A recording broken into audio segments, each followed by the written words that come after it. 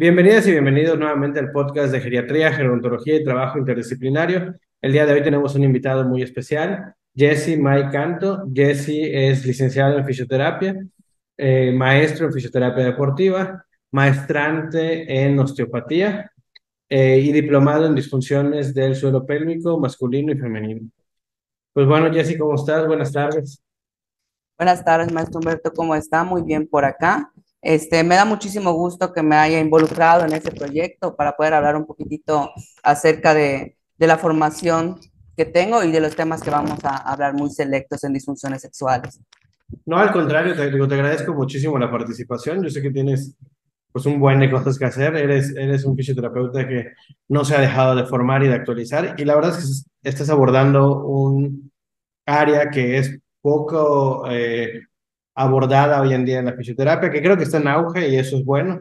Pero pues que también es un área que tiene cierta complejidad, ¿no? Un poco para la gente que nos está escuchando. En el Instagram pusimos una cajita de preguntas para saber pues cuáles eran sus principales dudas con respecto a estas disfunciones sexuales en el adulto mayor, ¿no? Entonces, de todas las preguntas que fueron poniendo, vamos a hablar de las que, vamos a hablar de la mayoría, pero bueno, las que nos den el tiempo el día de hoy, ¿no? Pues bueno, primero, si nos puedes ayudar a definir qué es una disfunción sexual. Una disfunción sexual es cualquier problema que pueda tener cualquier alteración del tejido. En este caso, como muscular, facial, también se involucra la parte psicológica, muscular o también articular. Es lo que nosotros abordamos, pero en la zona pélvica específicamente. Bien, y una de las preguntas venían que cuáles eran las principales disfunciones que íbamos a encontrar en los hombres, sobre todo. Ok, en los hombres se encuentra lo que viene siendo la disfunción eréctil, que es la más común.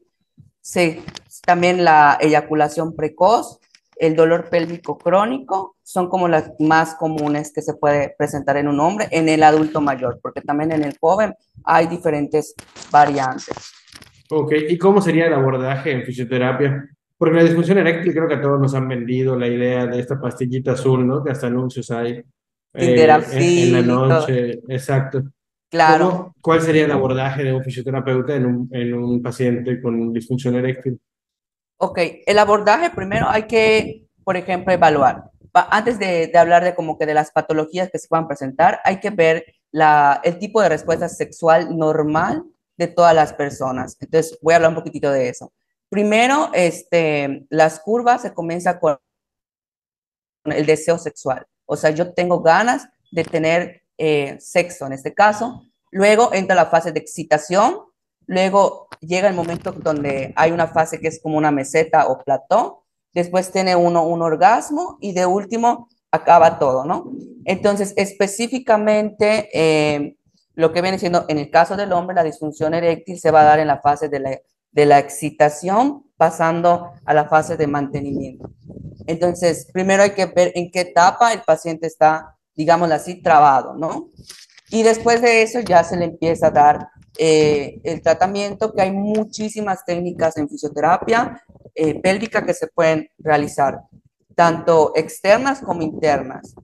Lo principal también en una disfunción eréctil es saber el factor de riesgo, qué lo causa. Tú sabes que en los adultos mayores siempre van a tener, por ejemplo, alguna patología metabólica asociada, por ejemplo, una diabetes, que me va a afectar en ese caso el sistema nervioso, lo que viene siendo la hipertensión arterial, que va a afectar toda la fase vascular.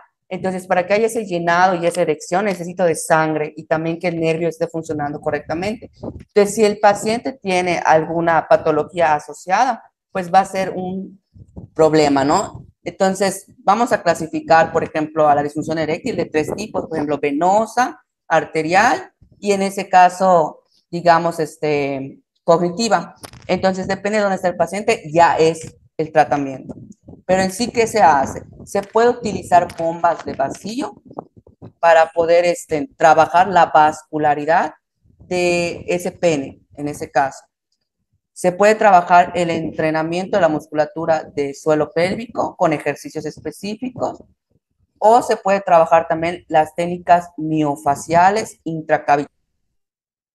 intracavitarias dentro del canal anal. Ese es el detalle, porque en el caso del hombre, todas las técnicas van a estar enfocadas en el canal anal, no porque el hombre no tiene vagina. En caso de la mujer, cuando hay un problema de disfunción, sería lo contrario. Y supongo que ese abordaje se vuelve muy complicado, ¿no? Yo me acuerdo, creo que lo he mencionado alguna vez en el podcast, pero trabajé en el Hospital Orán, que es un hospital público, entonces cuando llegaban los pacientes de 70 80 años y le decías, quítate la camisa para tratar tu hombro, de repente les daba pena eso, entonces no me imagino el tener que tener un abordaje que es intracavitatorio a nivel anal. ¿Qué tan difícil te resulta convencer al paciente de ese Eh, tipo de abordajes? Sí es muy difícil, la verdad que es algo, tanto hombres como mujeres, es muy difícil convencer al paciente, pero si se le explica cuál es la razón, qué es lo que se va a hacer, dónde se va a tocar y cómo podemos mejorar o potencializar esa parte de la disfunción, pues como tiene el problema el paciente, accede. Entonces, pero sí es explicándole qué es lo que se va a tratar. Y a veces no siempre en la primera sesión o en la segunda es como que ya me voy directo a la intracavitaria, ¿no? Entonces, ya al menos yo en el trabajo, en la clínica, lo trabajo como en la segunda sesión más o menos, ya de que él lo haya pensado y todo lo demás. Y la verdad, tu respuesta coincide, ¿no? Porque hemos platicado en este podcast con Nayeli Silva, que creo que lo ubicas, Sí, sí, sí. y yo le decía, si bien ella se trabaja mucho con mujeres, también le ha tocado trabajar con hombres, y yo le preguntaba, oye, ¿no es difícil?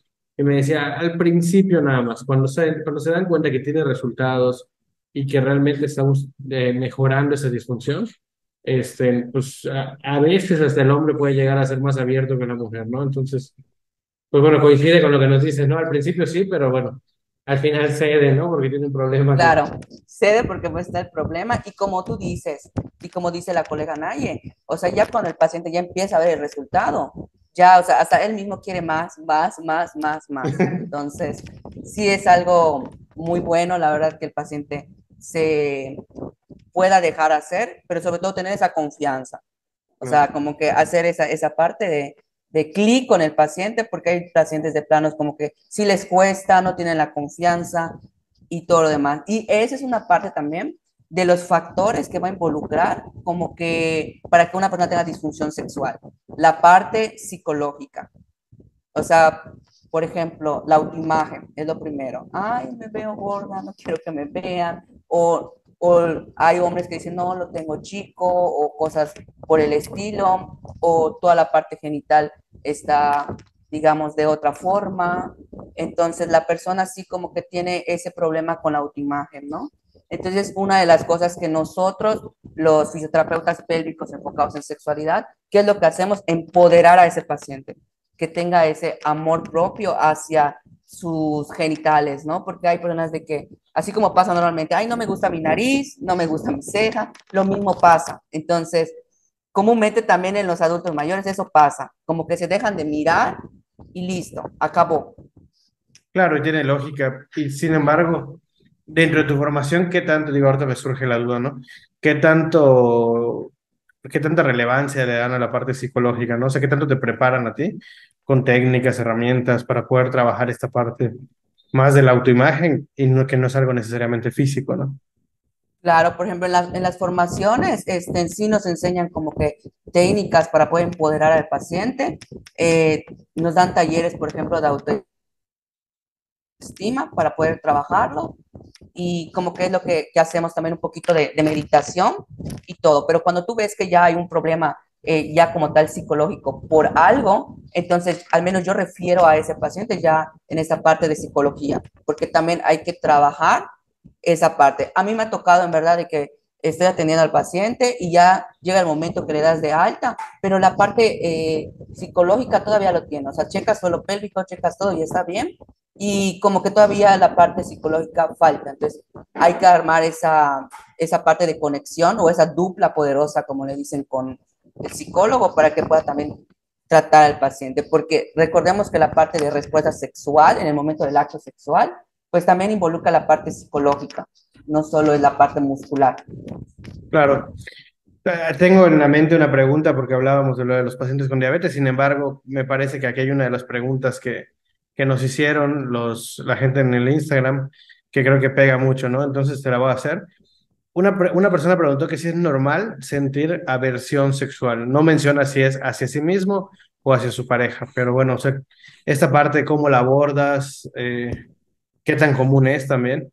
Sí, por ejemplo, hay la clasificación de DM5, que es el que clasifica toda esta parte sexual psicológica. Maneja la parte del deseo sexual como deseo sexual hipoactivo, o sea, no tengo ganas de tener sexo, ¿no? Y la parte de aversión sexual, que son ese tipo de personas que de plano tienen miedo a estar con su pareja, y eso ocurre muchísimo con el adulto mayor. O sea, ¿por qué? Porque ya tú por tu lado, yo por mi lado, y acabó la vida en sexual.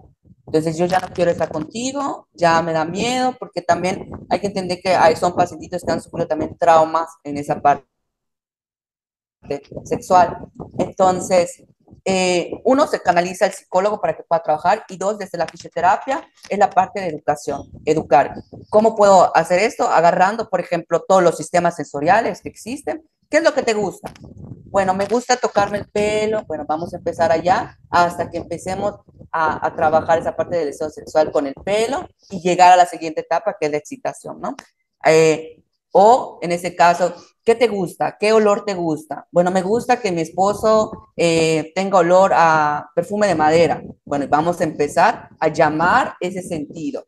O hay personas que son más táctiles. Bueno, ¿sabes qué? Tócate hasta que ya empiece a llegar la sangre en el genital y tú ya empieces a tener esa conexión, ¿no? Entonces, hay personas que también son visuales. Bueno, vamos a ver una foto de la persona que te gusta, o qué es lo que te gustaría hacer con esa persona. O sea, empezar a llamar de nuevo ese deseo sexual, ya sea hipoactivo o en aversión sexual. Así lo podemos trabajar en fisioterapia. Bien, en esta parte que mencionas en la clasificación de hipoactivo, supongo que va a surgir nos va a surgir a más de uno la pregunta, ¿cuánto es lo normal? Porque tú hablas una persona que no tenga en algún momento deseo, pero ¿qué sería hipoactivo? ¿Qué sería normal? ¿Cómo lo podríamos clasificar? Ok, mira, hay bueno, en este caso, no hay cuestionarios que están validados, que te sirven para poder saber qué es lo normal y qué no es lo normal. Cuando tengo algo hipoactivo y tengo algo hiperactivo, ¿no? Entonces, en cuanto al deseo sexual, entonces hay cuestionarios que están validados, que pueden buscar de disfunciones sexuales, en este caso femeninas o masculinas, ya te trae de cada una de las etapas del deseo sexual, de la excitación, del orgasmo. Allá te aparece, o si hay dolor también, entonces allá se puede clasificar, y hay escalitas que te dicen cuánto es lo normal y cuánto es lo no normal. Perdón, iba a estornudar. Y se me espantó. Bueno, pero bueno, entiendo por lo que mencionas de las escalas o sí, del cuestionario. Entonces, la normalidad va a ser diferente de una persona a otra, ¿no? Supongo que el cuestionario va a Claro, contemplar, no sé, en su adolescencia o en su juventud, qué tanto deseo había, y con relación a eso, pues bueno, se podrá estandarizar a la normalidad, ¿no? así es. Ah, bien, perfecto. Ahora, regresando a la pregunta que quería hacer con respecto a diabetes. Tú y yo lo sabemos, pero bueno, creo que es importante contárselo a la gente. Sabemos que el paciente con diabetes de mediano y larga evolución, pues bueno, por la cuestión vascular va a empezar a perder esa capacidad de erección, ¿no? Eh, ¿Qué tanto podría ser ocasionado por el medicamento? Te pregunto esto, porque está el mito, que a mi parecer es un mito, pero quiero que tú como experto nos lo cuentes, de que el medicamento para la presión o el medicamento para la diabetes te hace impotente, te hace un montón de cosas más. Claro, de hecho, hay artículos científicos en el cual te mencionan que uno de los factores de riesgo para que pueda hacer disfunción eréctil, tanto en hombre como mujer, sí clasifican los fármacos antidepresivos y antihipertensivos, sí ocasionan que haya disfunción eréctil a largo plazo, no a corto plazo, a largo plazo. Entonces, en fisioterapia estaría bien trabajarlo. ¿Por qué? Porque se puede trabajarlo de forma del ejercicio físico, ejercicio terapéutico, y trabajar exactamente en kinesiología pélvica para volver a recuperar o a regenerar esos tejidos, que también tenemos un buen arsenal terapéutico para poder trabajarlo. Entonces, sí hay artículos que sí te mencionan que son factores de riesgo. Sin embargo, evidentemente, no tomar el medicamento puede ser peor para, hablando específicamente de la disfunción eréctil, ¿no? Un paciente hipertenso descontrolado a largo plazo va a tener mayor daño vascular, ¿no? Claro. Entonces, Entonces, entonces lo ideal sería, por ejemplo, sí tomar la parte farmacológica, claro, por la patología que tiene de base, y trabajar también cosas como ejercicio físico, trabajar en kinesiología pélvica como para prevención, que ese es el problema, que el paciente viene cuando ya está la disfunción eréctil. Y fíjate que sí me pasa porque ahorita como que está sonando mucho del suelo pélvico y hay amigos que me dicen, ¿cómo es normal una erección?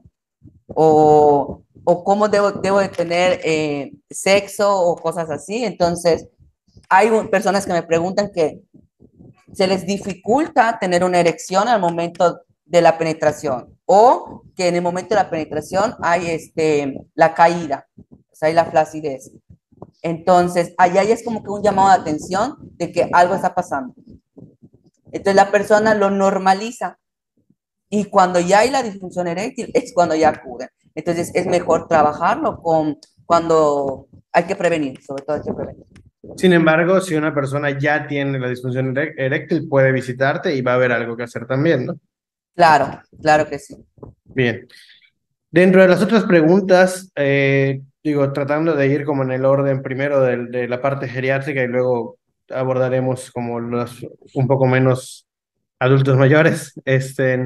Otra de las preguntas que mencionan fue, ¿cómo influye la prostatectomía en las disfunciones sexuales?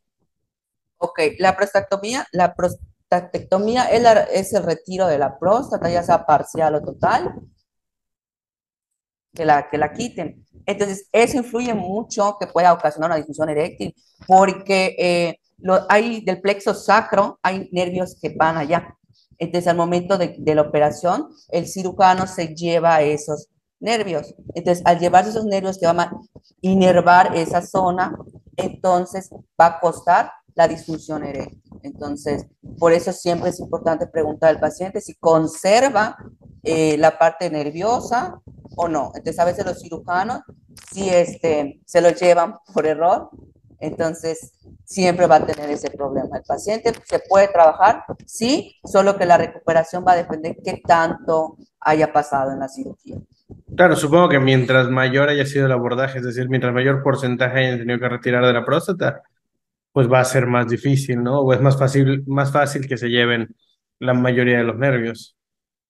Claro, entonces yo cuando le digo a los pacientes, por ejemplo, ¿qué es lo que se puede hacer? Entra conmigo a una terapia prequirúrgica, entrenamos el suelo pélvico, entrenamos todo, y ya cuando tenga la cirugía trabajamos la parte postquirúrgica para que también no sea ese problema que haya que no haya alguna erección, por ejemplo. En la prostatectomía no solo pasa la parte de que la disfunción eréctil, también pasa la incontinencia urinaria, que es muy común que pase, y también en la disfunción eréctil. Entonces se trabaja las dos cosas. Siempre la incontinencia urinaria, en el caso de la prostatectomía, ¿va a ser originada por el daño nervioso o hay algo muscular ahí asociado? No, uno por el daño nervioso y dos sí por el tejido conjuntivo, porque hace cuenta que esa es la próstata y acá pasa lo que, o sea, la vejiga y acá está. Entonces al momento de quitar la próstata, todo lo que sostenía esto ya no está. Claro. Entonces es muy común que tenga salidas de pipí. De hecho, el hombre solo tiene fugas de orina cuando hay una prostatectomía, digamos. O sea, hay otras variantes como sobrepeso y todo, pero es muy común que tenga, que al momento de retirar la próstata le dé incontinencia, porque es lo que la próstata sujeta la parte de arriba. Ya. Bien, digo, dentro de las otras preguntas que tenemos, ¿cuál es el abordaje que se le puede dar a la menstruación? A la menstruación, Sí. ok. O, Digo, bueno, ya, digo, cuando ya se está quitando, supongo que a la parte de los síntomas que pueden ser el dolor y toda esta parte, ¿no? ok, bueno, hay muchos abordajes. Allá me encanta trabajar, la verdad, la osteopatía hay técnicas miofaciales muy buenas que trae la osteopatía que se puede trabajar. Eh, puede trabajar, creo que al dolor se refiere cuando hay dolor menstrual o premenstrual, se trabaja lo que viene siendo esa parte de dolor pélvico que tienen con técnicas intracavitarias para disminuir ese dolor menstrual, digamos. Y ya son técnicas que yo utilizo intracavitarias específicas y también técnicas osteopáticas que son muy buenas. Bien. Y digo, son preguntas un poco más ya como separadas, pero bueno, pregunta, si no lubrico, ¿cómo puedo tratarlo? Ok, bueno, lo voy a enfocar como que el adulto mayor. El adulto mayor es mujeres, es muy común que ya pierdan esa lubricación porque pues ya están en la etapa de la menopausia y tú sabes que ya no hay estrógenos, la mucosa vaginal va a cambiar y va a haber mucha resequedad vaginal. Últimamente he tenido pacientes de posmenopausia que vienen por esa sintomatología. Entonces, sí se puede tratar. Hay técnicas específicas para trabajar el suelo pélvico que estimulamos las mucosas, en este caso mucosa vaginal, y trabajar las glándulas que van a secretar esa lubricación. Son técnicas neofaciales, digamos, muy específicas para lo que voy a trabajar. Sin embargo, también dentro de tu abordaje profesional, pues pudieras recomendar algún tipo de lubricante, ¿no? Me imagino. Claro, en caso de trabajar con la vagina, va a ser este lubricante a base de agua, que es lo mejor. Y en caso de lo que viene siendo el canal anal, tiene que ser un lubricante hecho de silicona. Ok.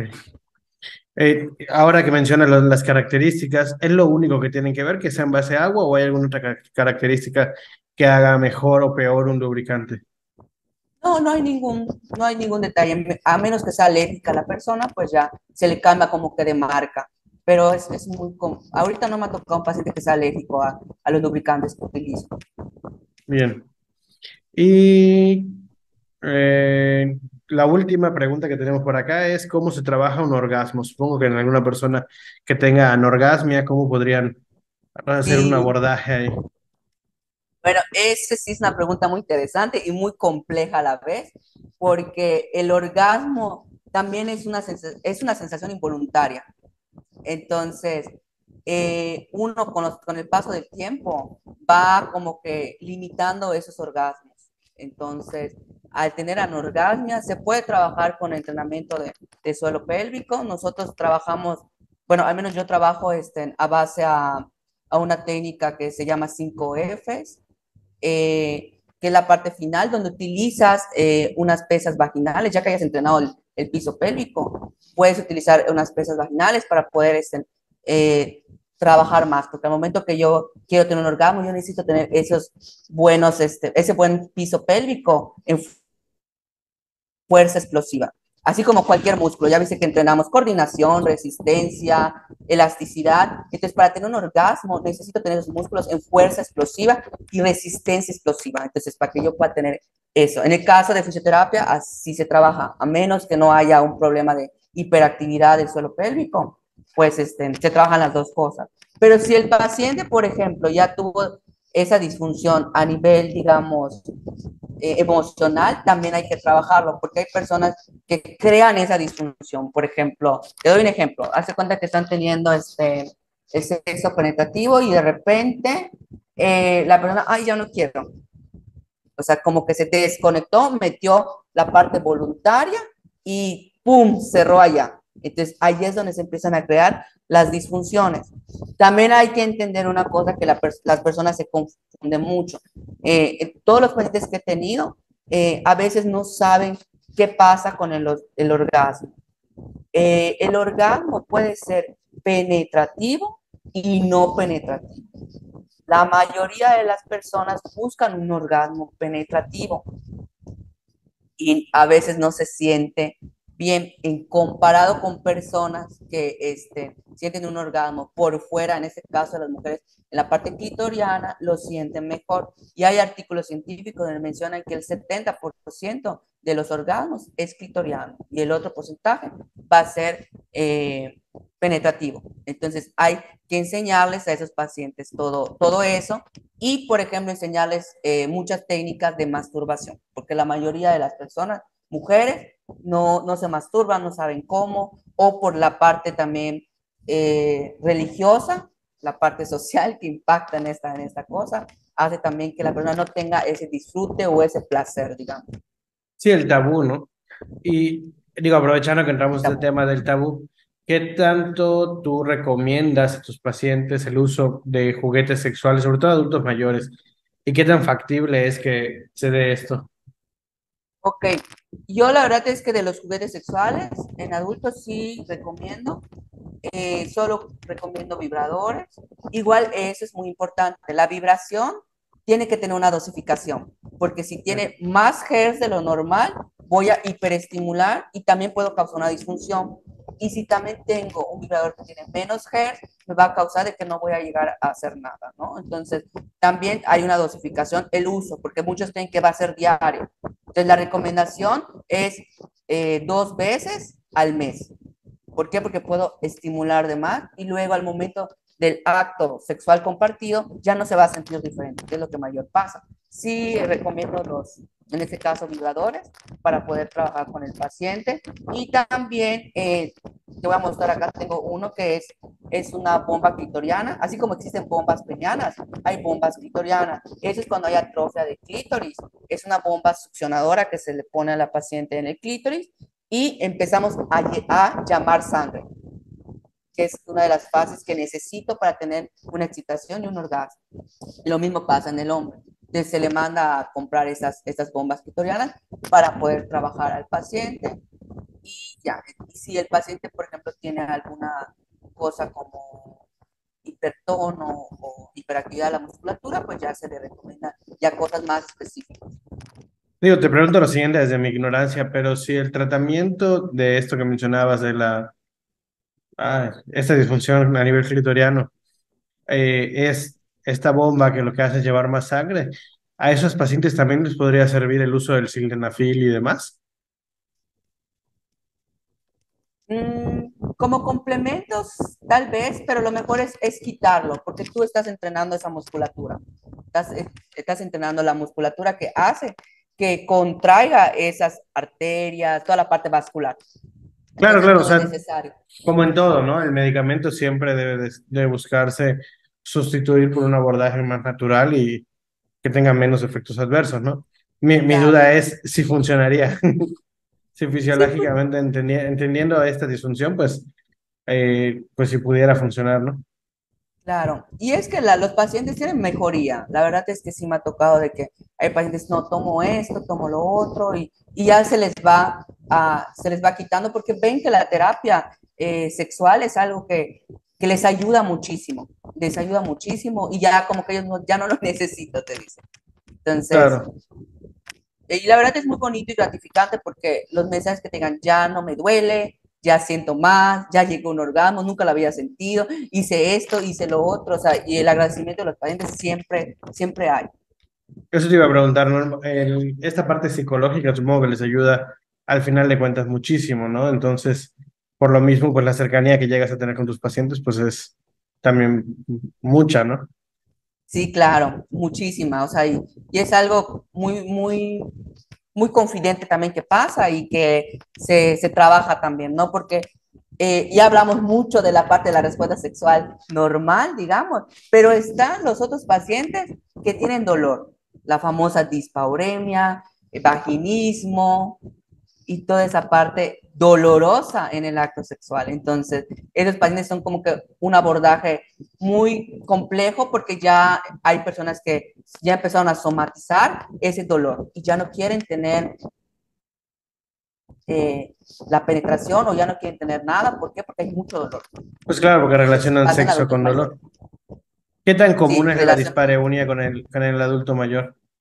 muchísima, es muchísimo. La verdad es que sí me ha tocado y he visto que hay muchas mujeres adultas mayores que tienen dispauremia y hay otras que tienen vaginismo. ¿Por qué? Porque dejan de utilizar, llamémoslo así, ya no quieren tener, ay, pasó el tiempo, ya no quiero tener, por ejemplo, sexo. Entonces pasa el tiempo y cuando quieren, ¡boom!, hay dolor. Entonces, es lo que yo les digo a los pacientes, que siempre tienen que entrenar esa musculatura del piso pélvico, ya sea penetrativa con la pareja o no.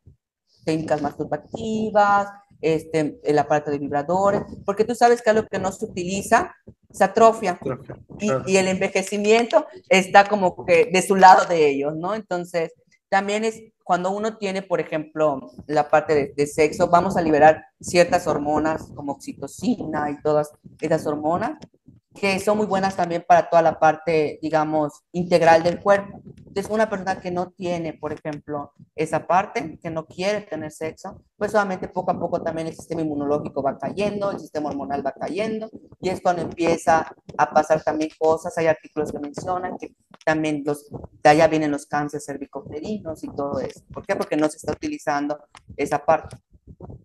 Pues bien, ya que hablábamos sobre ese dolor al momento de tener relaciones, ¿cuál sería el origen más común? O sea, porque entiendo que pues igual puede ser multifactorial, ¿no? Psicológico y demás, pero tiene un origen también, o puede tener un origen que esté relacionado con la musculatura del suelo pélvico, tengo entendido, ¿es así? Sí, hay mucha hiperactividad de la musculatura del suelo pélvico profunda, que es la que, digamos, se contrae, no hay mucho hipertono, y eso hace que sea dolorosa lo que viene siendo la penetración. ¿Y, Entonces, sí y hay un cuál origen sería muscular. la causa de ese hipertono del músculo? Ok, puede ser causa de que manejen malas hiperpresiones del cuerpo, una mala postura, lo que vienen siendo traumas, caídas. Y también, pues obviamente, impacto psicológico, que uno, ya no quiero, o pasa algo y boom, la musculatura se tensa. Y obviamente también la alimentación influye mucho que pueda tener una persona un hipertono en la musculatura del piso pélvico. También problemas de estreñimiento, problemas gastrointestinales, eso ocasiona de que sea un factor que el piso pélvico esté muy hipertono. O sea, ya aprovechando que mencionas esto, ¿qué problema gastrointestinal, por ejemplo, puede relacionar con el suelo pélvico? O sea, una persona con gastritis, con colitis, ¿cuál podría ser la? Colitis es lo más común. Me ha tocado ver Col- muchas colitis que influyen. Entonces, hay que también regular eso. Entonces, por ejemplo, si se trabaja el piso pélvico, obviamente tú canalizas con nutriólogo, con nutrición para trabajar eso, con la parte médica, gastroenterólogo, pero también en fisioterapia o en este caso yo hago más técnicas osteopáticas viscerales Claro. para poder también descongestionar esa cosa, porque si no se trabaja, pues también nuevamente va a volver al origen, ¿no? Entonces es muy interesante porque la mayoría de las patologías del suelo pélvico son lo que se afecta de último. Siempre hay un detrás de eso. Claro, y si no encuentras el origen real, pues bueno, al final va a regresar, ¿no? Esa Va a regresar. disfunción. Exactamente. Sí, tiene mucha lógica. Pues bien, y digo, para ir cerrando un poquito, ¿algún consejo que le darías a los adultos mayores? Por ejemplo, una de las cosas que a mí me sorprende muchísimo es en cuanto a la incontinencia. Yo siempre platicando en la universidad les cuento, por ejemplo, a los aspirantes, ¿no? Sobre el abordaje que hay en otros países, de esa parte del suelo pélvico y de la fisioterapia urogenital. Y le digo, es que normalmente en México, por ejemplo, si tú le preguntas a una mamá, a una abuelita, si tiene pérdida de orina, la respuesta es lo normal, ¿no? Cuando estornudo, cuando me río, cuando... Y la realidad es que creo que, según yo, y bueno, tú eres el experto que nos va a aclarar esa parte, no habría una pérdida de orina que sea normal, ¿no? No tendría por qué haber una pérdida de orina. Entonces, ¿qué recomendaciones les darías? ¿Cómo detectarlo? ¿Y en qué momento tengo que ir al fisioterapeuta? Ok, pues hablando de la incontinencia urinaria, pues no es normal que haya fugas de orina, o sea, no normalizarlo. En este caso, los consejos es de que tienen que sí o sí visitar a un kinesiólogo, un fisioterapeuta dedicado a suelo pélvico en general, porque ahorita hablamos, Humberto, de la parte sexual, pero el suelo pélvico no solo es sexual, también tiene la parte urogenital y la parte coloproctológica también. Entonces, es educar a ese paciente que cuando haya un problema de estreñimiento, incontinencia, cuando no tienes ganas de tener sexo o dolor a la penetración, que pueda acudir con el fisioterapeuta. Pero si no, también se puede prevenir al ir, o sea, para solo ver qué hay, o sea, trabajar, no sé, esa mucosa, con la misma, es lo que te comentaba, con la misma menopausia, todo paciente que está en la parte de menopausia debería acudir para trabajar toda esa parte de suelo pélvico. Pues bien, te agradezco muchísimo tu tiempo, te agradezco todas estas explicaciones. Estoy seguro que va a haber una segunda parte porque hay mucha información todavía que le podemos hacer llegar a la gente. ¿Dónde te podemos localizar? ¿Qué redes sociales? Digo, sé que hay mucha gente que seguro va a empezar a ponerse las pilas en estas áreas, ¿no? Sabiendo que hay un abordaje fisioterapéutico tanto del suelo pélvico, como tú mencionas, la parte urogenital y demás, como la parte sexual, ¿no? Entonces, ¿dónde te podríamos encontrar? Ok, en Facebook estoy como Jessie Maica y Instagram igual, @Jessie Maica. Son con las redes sociales que yo manejo, Instagram y Facebook. ¿Y tu consultorio está ubicado en? Ah, mi consultorio está ubicado en Izamal, Yucatán. A veces voy a Mérida a atender a algunos pacientitos a domicilio. Bien, perfecto. Pues bueno, te agradezco muchísimo, igual a todos los que nos estuvieron viendo y nos escucharon hasta aquí. Les agradezco, les recuerdo darle like, compartir y comentar porque bueno, nos ayudan a seguir creciendo. Pues bueno, Jessy, muchas gracias. Gracias por Muchísimas tu gracias, tiempo. Humberto. No, al Gracias. contrario.